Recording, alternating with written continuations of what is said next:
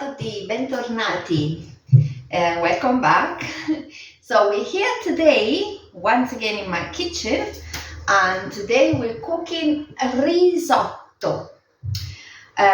This is a vegetarian meal, or vegan as well. It's a vegan friendly, let's say. So any vegetarian or vegan person can cook this as well. Right, so risotto, the name comes from rice, riso, okay? We have a riso here, and we're gonna make a risotto.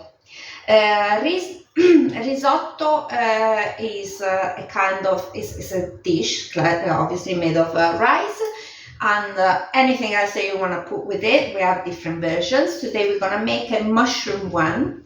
So I've got here my already chopped up mushrooms. The result is going to be a bit of a sticky rice, so it's not one of them basmati grain by grain. It's a bit of a sticky one. But for me it's really nice.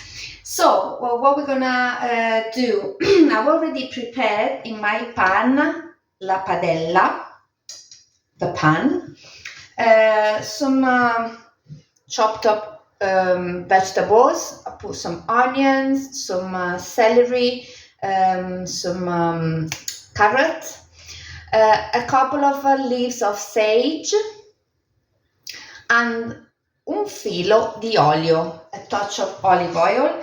And this is our base, which I'm gonna start frying now.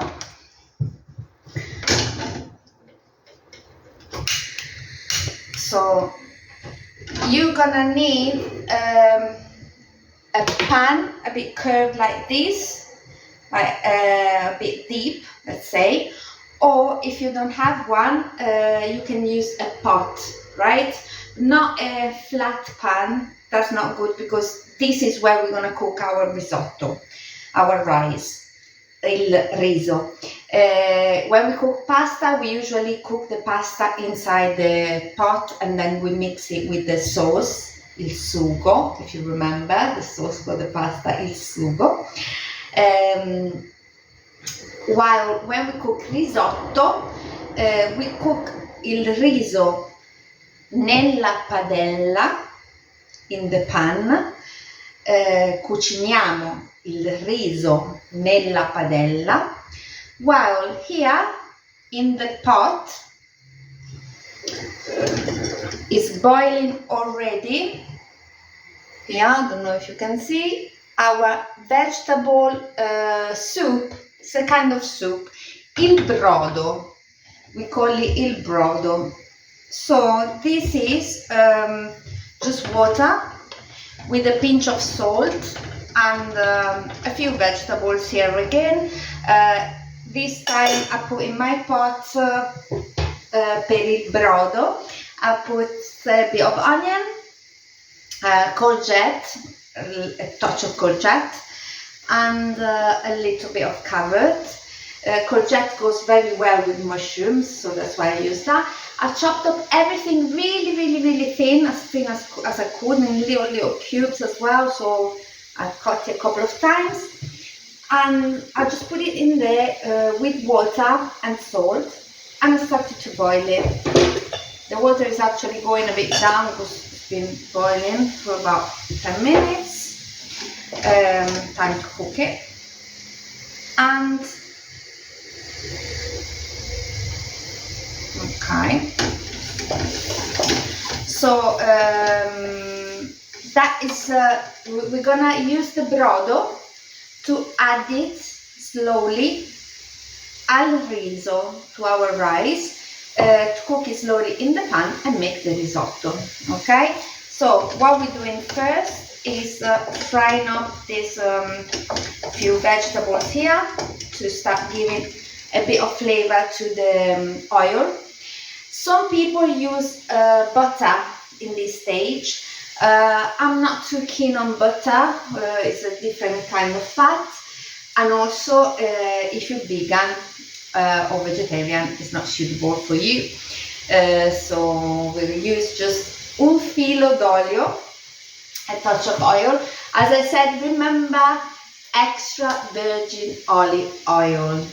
Olio extravergine di oliva. This is what we use in Italy. Not simple olive oil, just olio extravergine di oliva. Okay, it's gonna give it a totally different flavor, right? So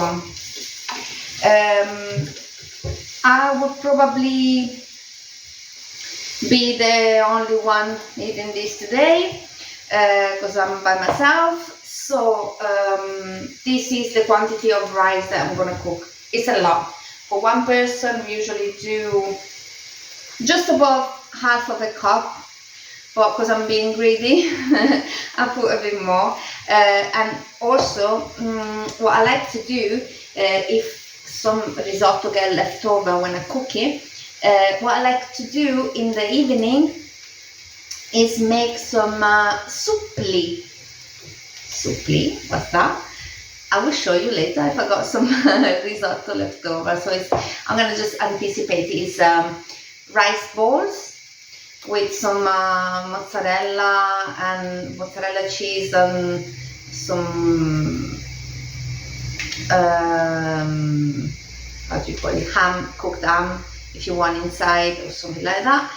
And then outside we put some breadcrumbs. Some people put it in the egg first and then breadcrumbs, and then they're fried or cooked in the oven.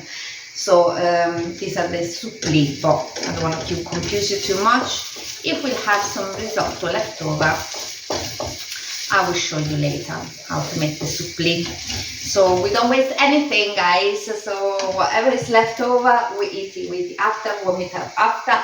We change it into something else. So, right, this is cooked down a little bit. I can smell it. You don't need to put the sage in it. I just love the flavor of sage. And I've got a little balcony here, and I like to keep all my fresh herbs there. Rosemary, sage, oregano, what else have I got there? Basil, okay? So today we picked sage for this meal. Sage in Italian is salvia. Okay, so that's enough. We don't want to overcook it. These mushrooms are a lot, but I love mushrooms. So, and also mushrooms lose a lot of water when you cook them, as you probably know. So the quantity is gonna reduce a lot. So just put loads of them in. The mushrooms I've got today are mixed. It's not only champignon, but it's a mix of mushrooms. You can use any type of mushrooms that you prefer, it's not a problem. Mushrooms in Italian is funghi, okay? Funghi, right? Some people like to do it with, to make this recipe with funghi porcini, which is the more expensive, actually the most expensive, I think, kind of mushrooms that have got a really strong flavor, but I don't like the texture of it, so I prefer portobello mushrooms actually. But as I said, this is a mix. Clitorius, champignon, it's a bit of a mix. So let's see what come out with it. So we are cooking mushrooms risotto. Stiamo cuciniamo risotto ai funghi. Okay, risotto ai funghi. Put a little bit of salt in here, not too much, just a little pinch, also because I already put some salt in the brodo, in the water here, as I said, so we don't want to overdo it.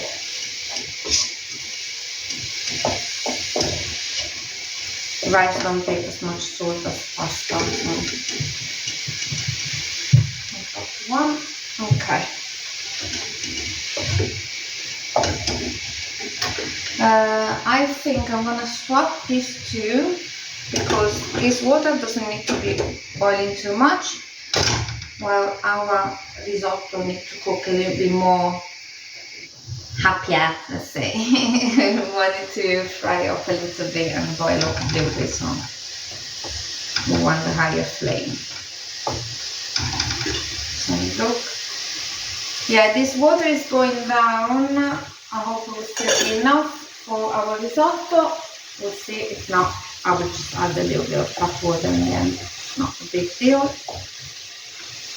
We don't want to cook the mushrooms too much either. Just want to make them a bit softer.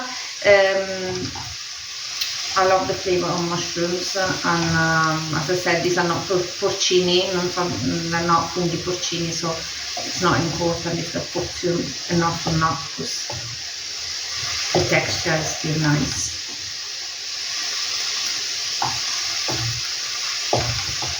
Okay, I would say that this is enough. Okay, we don't want to burn them, we don't want to fry them, we just want them to cook a touch. It smells beautiful already. And now I'm going to put my riso with my funghi. I'm going to put my riso nella padella con I funghi. Okay? Come on guys, come on. We're getting better.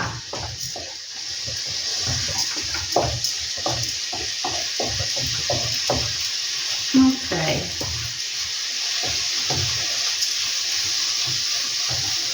There you go. So you can see it's about the right proportion of rice and mushrooms, not so much rice compared to the mushrooms, or vice versa. So from here, all we're gonna do is add some brodo slowly. So we don't want to just fully cover the rice straight away and just leave it there, but we're gonna come back to it a few times. So what we're gonna do is get our brodo, and we take some of the vegetables as well. So I'm gonna give you a bit more flavor. So at the end, this is gonna become a bit of mushrooms and courgette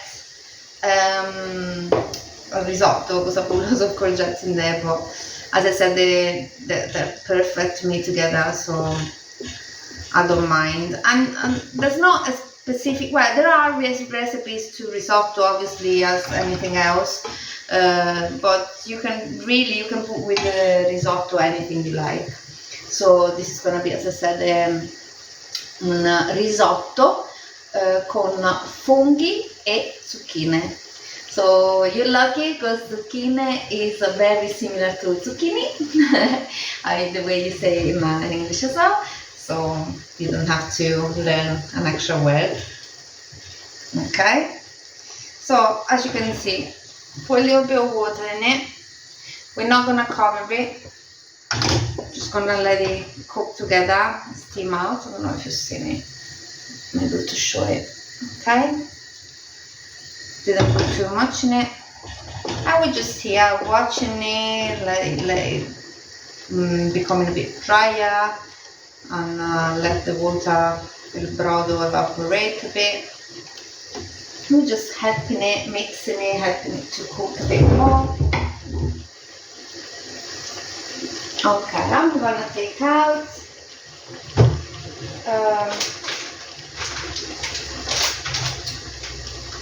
my Parmesan cheese. We don't always, not everybody like it. So as I said, this is a vegan and vegetarian friendly. So I'm just going, you don't have to put this in the end. I'm just putting it here on the side a little bit. just a pinch, in case I'm gonna want to add it in the end, but it's not something that I usually do, to be honest. But some people really love cheese on risotto as well, so just to let you know, this is optional. You can put it in or not, it's up to you. Parmigiano. Also, when do you put it in if you use it? At the end, just when it's time to turn it off, you turn it off, put your parmesan on top, and that's it. It's ready to serve.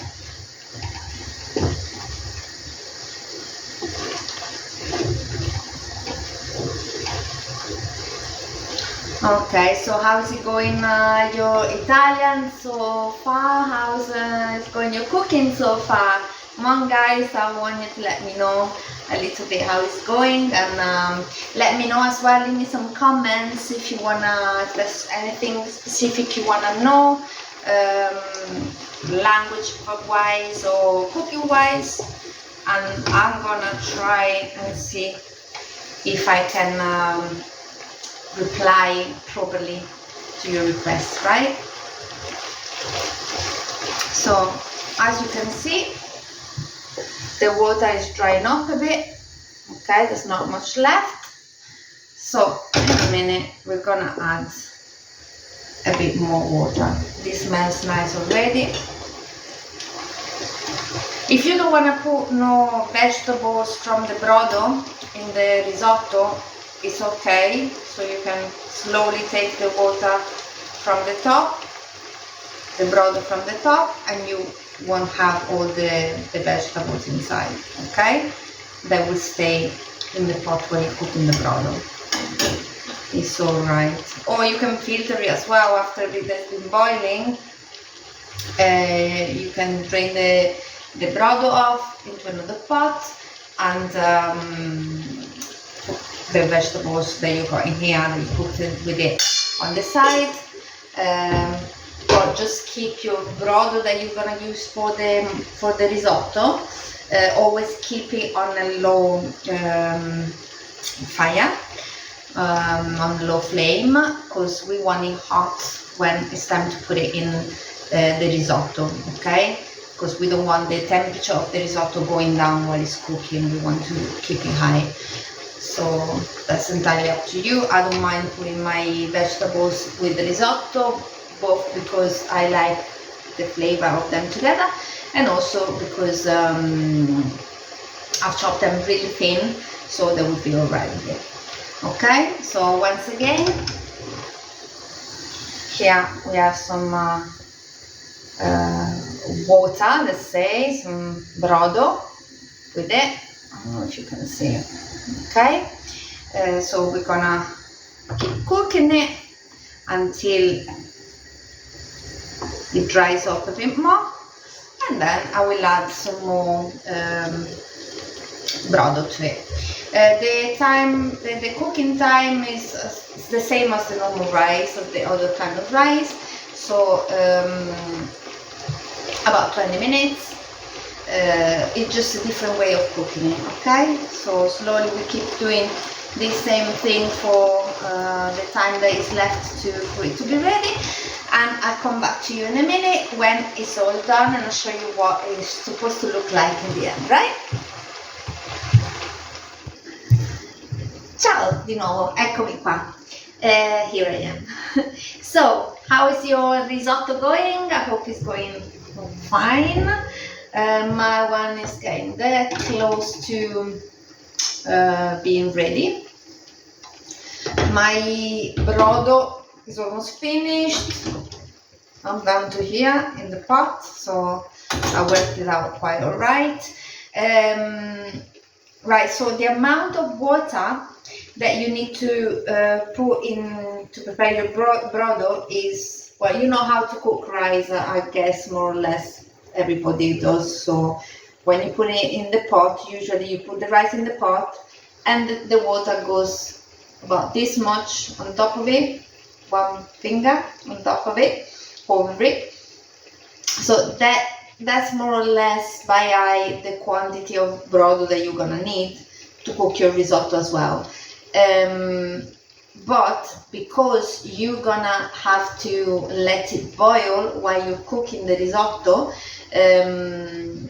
so it's gonna boil on the side and then you're gonna put it in as well. Obviously some of the water is gonna evaporate, so what you want to do is put a bit more water to make your broth, not too much, but use a bit more, because it's best to have it left over, to have some leftover rather than run out halfway through.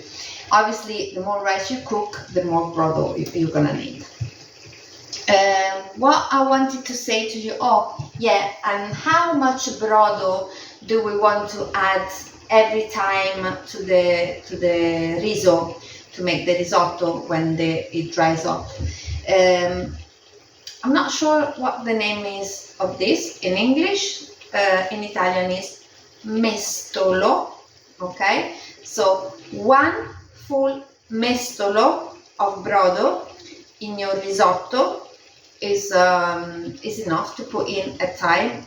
1 mestolo or a touch more, okay, less than 1.5. Put 1 in it, so just that when it gets just right to the level of the rice in your pan, that's enough brodo for a few minutes, and then, as I said, you let it dry up and before to add a bit more. Okay. One more thing I wanted to say is tell you about the kind of rice that we're using. As I said, the risotto is gonna be a bit of a sticky rice, not sticky, obviously we don't like sticky rice, but it's got a different consistency. It's not a basmati rice where it's not gonna be there on your plate grain by grain. It's gonna have a bit of a, attachment to the other grains. So how do we get that? Obviously with a way of cooking, but also it's the type of rice. Okay, so let's have a look. For example, I don't know if you ever had paella in Spain, but paella as well is a little bit more sticky, like a kind of risotto. Okay, but that's not the paella rice that we use. The paella rice is a specific kind of rice. So here I've got 2 different kind of rice that I wanted to show you. In Italy we have different ones, I suppose, in your country as well. I'm not sure if you have this one, but just to show you, you might get something very similar. We have this, for example, it says riso per I tuoi risotti, so for your risotti, which is what we're cooking today. This other one says per le tue insalate di riso, for your rice salad. Rice salad is something I'm going to show you how to make very soon. Let's have a look inside. So you might not have these specific names on your packets of rice when you go to the supermarket. That's just because it's not something that is the typical Italian things, so obviously you might not have it. But just to show you the difference, right? Okay, so this is the rice for insalata di riso. As you can see, the grains are thinner and it's more yellowish. Okay, so it doesn't have probably it's got a little bit less starch in it as well, which is the starch making it sticky. While this is a bit more round and a bit more chubby compared to this other one, as you can see. Yeah, so it's more chubby and white, and that's the one for risotto. Okay, so even if your packets of rice in the supermarket don't say this is for risotto, this is for rice salad or anything like that, you know more or less what you're looking for. So you just might just look at the kind of rice you want. The white one, a bit more round, and that's what you're looking for. Okay, and that's how you make your risotto.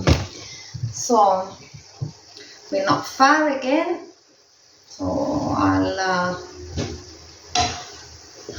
see my risotto is dried up a bit more. Probably gonna add water to it, il brodo, to my risotto once more, and we're probably done. Okay, and then it's gonna have to dry up a little bit more than this. Oh yeah, we're getting really close. I might have one mestolo of brodo left in the end, 1 or 2. So this is the amount that I put in. I touched more because it wasn't fully full. Okay. Obviously now the rice is growing. Might need a bit more brodo when to cover it all up. Oh no, it's fine. I would say that it's fine. So yeah, my rice is just about covered up with the brodo, and that's how I want it. Especially in the end, when it's getting close to be ready, I don't want to add too much brodo to it because we don't want to overcook it. So I just add a few little quantities at times. So and I wait for it to dry up before to add some more, so I can check more often the cooking point. Okay, so if we're close to it or not. I told you it's about 20 minutes, but you know, I don't always go by time, I go by eye more. Okay, so I'm gonna see you in a minute again when it's ready. Here we are, guys. I'm back. Sono tornata, I'm back. Okay, so how is your risotto going? My one is it's ready. It's time to turn it off. So I want to show you when do you have to take it off the fire. When you can make a line in it and it stays a little bit. We don't want it too dry, okay? We want it a little bit moist, obviously. And as you can see, it is a little sticky, but not too much, okay? A little moist, well cooked, but quite dry at the same time, okay? You see? Right, so what I'm gonna do now, for the ones that like it, as I said, you can turn it off, add your little bit of Parmesan cheese, aggiungere il parmigiano, mix it up, okay? And there you go. As I said, il parmigiano is not mandatory, okay? So you're gonna have a nice rice, a nice risotto ai funghi without it as well. I actually prefer it without, but yeah, just to show you today. Okay, I didn't put much in. Okay, so I want to show you. As you can see, it stays hot. Okay, so it's quite dry. Okay, you don't see any water around it, any brodo left, but it's moist at the same time. Okay, it's not too dry. The grains are joining up together, but it's not sticky. Okay, I did use the word sticky earlier, but it's not actually sticky. Okay, and now we're gonna see if it is actually nice. Careful, because it's really hot, huh? Rice is not like pasta, you need to blow it up a little bit more for to put in your mouth. My mouth is watery once again every day. After cooking I get to this stage.